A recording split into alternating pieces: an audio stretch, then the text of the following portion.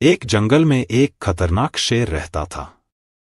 जंगल के सारे जानवर शेर से डरते थे क्योंकि जो भी शेर के रास्ते में आता था शेर उसको मार देता था। शेर जहां भी जाता सारे जानवर डरकर वहां से भाग जाते थे। एक दिन शेर पानी पीने के लिए तालाब के पास आया। शेर ने देखा कि पास में एक मगरमच्छ बैठकर आराम से धूप सेंक रहा है। शेर पहले तो हैरानी से उसे देखता रहा कि अभी मगरमच्छ उठेगा और उसे देखते ही डर से भाग जाएगा। मगरमच्छ तो आराम से जमीन पर पड़े धूप सेकता रहा। शेर को यह बात अच्छी नहीं लगी कि कोई उसके सामने इतना निर्भीक होकर आराम करे। शेर मगर से बोला, क्यों रे मगरमच्छ, तुझे दिखलाई नहीं देता क्या? यहाँ जंगल का राजा पानी पी रहा है और तू मेरे सामने लेटा हुआ है और आराम से धूप सेंक रहा है। क्या तू ये नहीं जानता कि जहां भी मैं जाता हूँ वहां से सब डर कर भाग जाते हैं? किसी में इतनी हिम्मत नहीं कि कोई मेरे सामने खड़ा हो सके। शेर की बात सुनकर मगरमच्छ बोला, तुम होगे जंगल के राजा, तो अपना रुतबा अपने पास रखो। मैं भी कोई ऐसा वैसा नहीं हूँ। मैं भी पानी में रहने वाला इस तालाब का राजा हूँ और मैंने किसी से डरना नहीं सीखा। मगरमच्छ की बात सुनकर शेर को गुस्सा आ गया और उसने जोर से दहाड़कर उसे डराने की कोशिश की, पर मगरमच्छ टस से मस नहीं हुआ। ये देखकर शेर का गुस्सा 7वें आसमान पर पहुंच गया और शेर ने मगरमच्छ पर हमला कर दिया। अचानक हुए हमले से मगरमच्छ को संभलने का मौका नहीं मिला और उस समय मगरमच्छ जमीन पर था, इसलिए शेर ने मगरमच्छ को बुरी तरह से घायल कर दिया। मगरमच्छ ने किसी तरह तालाब में घुसकर अपनी जान बचाई। शेर के द्वारा की गई इस बेइज्जती से मगरमच्छ को बहुत गुस्सा आया और मगरमच्छ भी किसी तरह शेर से अपना बदला लेना चाहता था। और एक दिन उसे ये मौका मिल भी गया। हुआ ये कि एक दिन शेर को जंगल में किसी दूसरी जगह पर जाना था। जंगल के उस हिस्से तक जाने के लिए तालाब को पार करना पड़ता था। शेर बड़े ही आराम से तालाब पार कर रहा था, तभी मगरमच्छ ने शेर को देख लिया। मगरमच्छ शेर से अपना बदला लेना चाहता था, इसीलिए मगर ने शेर पर हमला कर दिया। इस बार किस्मत ने मगरमच्छ का साथ दिया, क्योंकि इस बार लड़ाई पानी के अंदर थी, इसीलिए मगरमच्छ ने शेर को बुरी तरह से घायल कर दिया। शेर किसी भी तरह अपनी जान बचाना चाहता था। शेर तेजी से किनारे की तरफ बढ़ा और तालाब से निकलकर उसने अपनी जान बचाई, किंतु इस लड़ाई में शेर बुरी तरह से घायल हो गया था। शेर को भी समझ में आ गया था कि पानी में रहकर कभी भी मगरमच्छ से बैर नहीं करना चाहिए, अर्थात आश्रयदाता से कभी शत्रुता नहीं करना चाहिए। दोस्तों, कहानी अच्छी लगी हो तो इसे लाइक करें, शेयर करें और चैनल को सब्सक्राइब जरूर करें। धन्यवाद। आइए सुनते हैं अगली कहानी। एक बुढ़िया के पास एक गाय थी। बुढ़िया उसे बहुत ही प्यार करती थी और प्यार से उसे गौरी कहकर बुलाती थी। प्रतिदिन सुबह दूध दुहने के बाद बुढ़िया गाय को चरने के लिए छोड़ देती थी। शाम होते ही गाय वापस घर आ जाती थी, किंतु एक दिन गाय समय से घर नहीं लौटी। चिंता में डूबी बुढ़िया गाय को खोजने निकल पड़ी। बुढ़िया ने देखा कि नदी किनारे एक खेत में उसकी गाय खड़ी घास खा रही थी। वह पास गई और बोली, गौरी घर चलो ना। वह चुपचाप खड़ी रही। बुढ़िया के बार बार कहने पर बोली, मैं नहीं चलूंगी, क्या करूंगी घर जाकर। बुढ़िया ने उसे बहुत समझाने की कोशिश की, पर गाय नहीं मानी। बुढ़िया की समझ में नहीं आ रहा था कि वह क्या करे। उदास मन से बुढ़िया वापस लौटने लगी। तभी उसे वहां एक कुत्ता खड़ा दिखा। वह कुत्ते से बोली, तुम तो आदमी की बहुत सेवा करते हो, मेरा भी एक काम कर दो। मेरी गाय घर नहीं आ रही है, तुम इसे काट लो, मैं इसका दूध तुम्हें भी दूंगी। कुत्ता बोला, नहीं, बिल्कुल नहीं, मैं नहीं काटूंगा। जब गाय ने मुझे कुछ नहीं कहा तो मैं बिना बात उसे क्यों काटूं? कुत्ते के मना करने के बाद अब बुढ़िया सोच रही थी कि क्या करे। थोड़ा आगे जाने पर उसे पेड़ के नीचे एक लकड़ी का डंडा दिखाई दिया। वह डंडे के पास जाकर बोली, डंडे तुम मेरा एक काम कर दो, एक कुत्ते को मारो। वो मेरी गाय को नहीं काटता है। डंडे ने कहा, तो मैं क्या करूं? मैं नहीं मारूंगा। मैं बिना वजह किसी को नहीं मारता। तुम किसी और से कहो। दुखी मन से बुढ़िया आगे जाने को थी, तभी उसे आग दिखी। बुढ़िया ने वहां जाकर आग से कहा, कृपया तुम मेरा एक काम कर दो। तुम इस डंडे को जला दो, क्योंकि डंडा कुत्ते को नहीं मार रहा, जिससे कुत्ता मेरे गाय को नहीं काट रहा है। इसी वजह से मेरी गाय घर नहीं जा रही है और मुझे दूध नहीं मिल रहा है। आग ने भी डंडे को जलाने से साफ इनकार कर दिया। बुढ़िया फिर दुखी मन से थोड़ी देर वहीं खड़ी रही। तभी उसे बहती नदी का ध्यान आया। जहां गाय खड़ी थी वो वापस आई और बुढ़िया ने पानी से भी अपनी सारी बातें बताई, लेकिन उसने भी मना कर आग को बुझाने से इनकार कर दिया। बेचारी क्या करती, उसे कुछ समझ नहीं आ रहा था कि अब वो क्या करे। फिर वो आगे गई तो उसे एक बैल आता दिखा। बैल के पास आते ही बुढ़िया ने बैल को सारी बात बताई और बोली, तुम पास वाले खेत में पड़े पानी को पी जाओ, ताकि मेरी गाय घर आ सके। बैल ने भी पानी पीने से मना कर दिया। अब बुढ़िया को लगने लगा कि अब तो मेरी गाय मेरी हाथ से गई समझो। तभी बुढ़िया की नजर एक रस्सी पर पड़ी। फिर बुढ़िया फटाफट रस्सी के पास गई और रस्सी से बैल को बांधने के लिए कहा, लेकिन ये क्या, उसने भी साफ इनकार कर दिया। फिर बुढ़िया को वही घूमता एक चूहा दिखाई पड़ा। बुढ़िया के मदद मांगने पर उसने भी रस्सी को कुतरने के लिए साफ इनकार कर दिया। अब तो बुढ़िया का गुस्सा 7वें आसमान पर था। अब वो सोच रही थी कि उसे गांव वालों को ही लाना पड़ेगा, ताकि वो जबरदस्ती गाय को उसके घर ले जा सके। वो अब घर जाने का सोच ही रही थी। तभी अंत में बुढ़िया को बिल्ली मौसी दिखाई दी। बुढ़िया ने बिल्ली को अपनी सारी बातें बताई और अपनी मदद करने के लिए मनाया। बुढ़िया बोली, मेरा घर गाय का दूध बेचकर ही चलता है। अगर गाय घर नहीं गई तो मैं क्या करूंगी? बिल्ली बुढ़िया की बात सुनकर पिघल गई और बोली, ठीक है, मैं चूहे को खाने के लिए तैयार हूँ, लेकिन मुझे चूहे को खाने के बदले क्या मिलेगा? बुढ़िया ने कहा, मैं तुम्हें चूहे को खाने के बदले एक कटोरी दूध दूंगी, और तुम चाहो तो तुम रोज मेरे घर आ सकती हो। मैं तुम्हें रोज दूध दे दिया करूंगी। बिल्ली मान गई।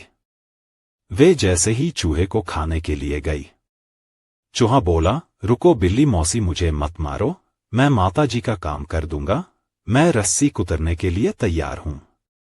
बुढ़िया चूहे को लेकर रस्सी के पास गई तो रस्सी बोली, अरे अरे, मैं भी माताजी का काम करने के लिए तैयार हूं, मैं अभी बैल को बांध देती हूं। बुढ़िया और रस्सी के आने पर बैल बोला, रुको रुको, मुझे मत बांधो, मैं पानी पीने के लिए तैयार हूं। बैल जब बुढ़िया के साथ पानी के पास गया तो पानी बोला, नहीं नहीं, मुझे मत पीना, मैं भी आग बुझाने के लिए तैयार हूं। बुढ़िया ने ये बात आग को बताई तो आग बोला, रुको, मुझे मत बुझाओ, मैं लकड़ी जलाने के लिए तैयार हूं। आग की बात सुनकर लकड़ी बोली, रुको, मैं कुत्ते को मारने के लिए तैयार हूं। फिर बुढ़िया लकड़ी के साथ कुत्ते के पास आई। यह सुनकर कुत्ता बोला, रोको, मैं गाय को काटने के लिए तैयार हूं।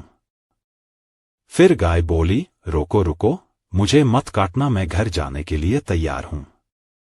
फिर क्या था, जाते समय बुढ़िया ने बिल्ली मौसी को धन्यवाद दिया और बोली, अब तुम रोज मेरे घर आना। दोस्तों, आपको यह कहानी कैसी लगी हमें कमेंट जरूर करें। अगर कहानी अच्छी लगी हो तो इसे लाइक करें, शेयर करें और चैनल को सब्सक्राइब जरूर करें। धन्यवाद। आइए सुनते हैं अगली कहानी। एक जंगल में एक साथ बहुत सारे पेड़ थे। इन पर बहुत से पक्षी एक साथ रहा करते थे।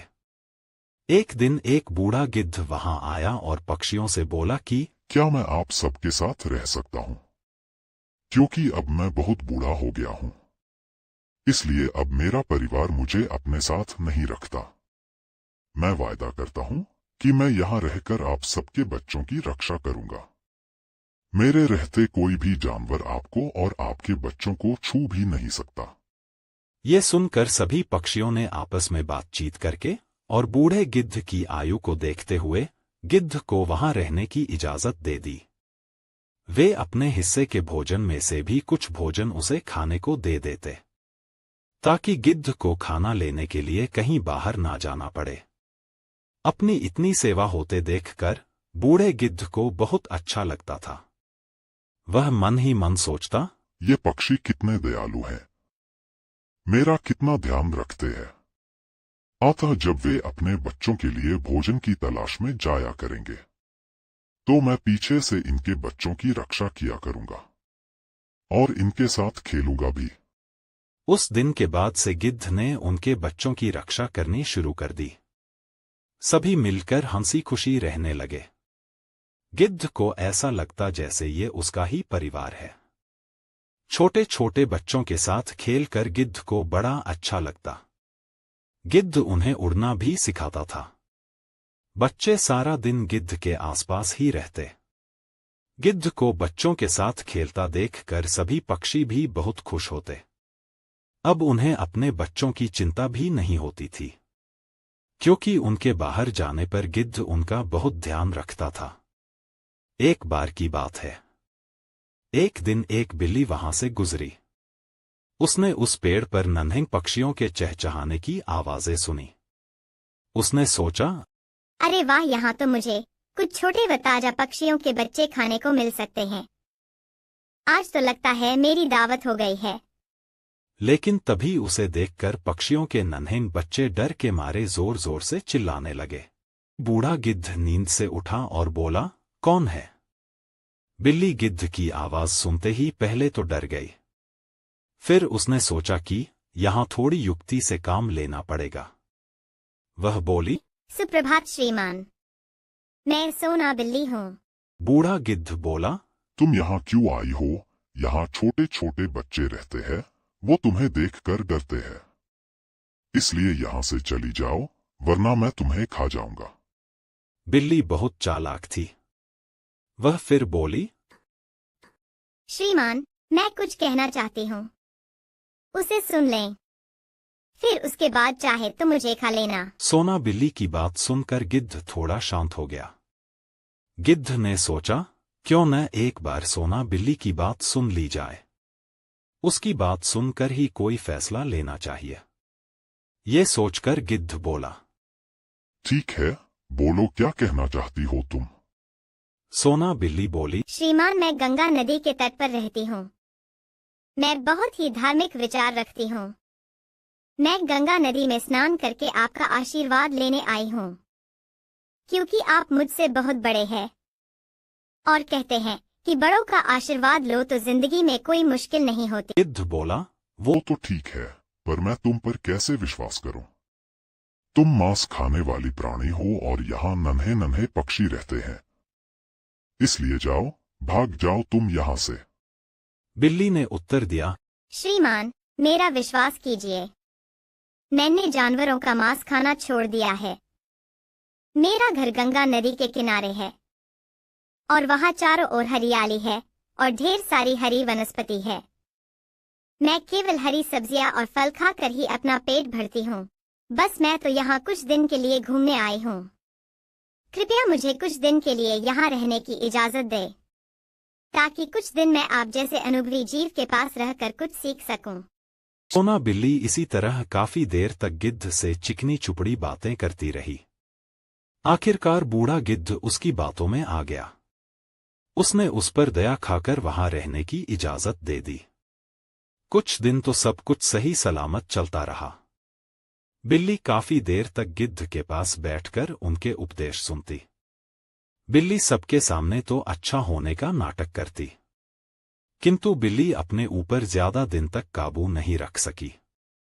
अतः उसने प्रतिदिन एक के बाद एक करके नन्हे पक्षियों को खाना शुरू कर दिया। जैसे ही पक्षी खाना लेने और बूढ़ा गिद्ध आराम करने जाता, चिड़िया रोज एक बच्चे को खा लेती।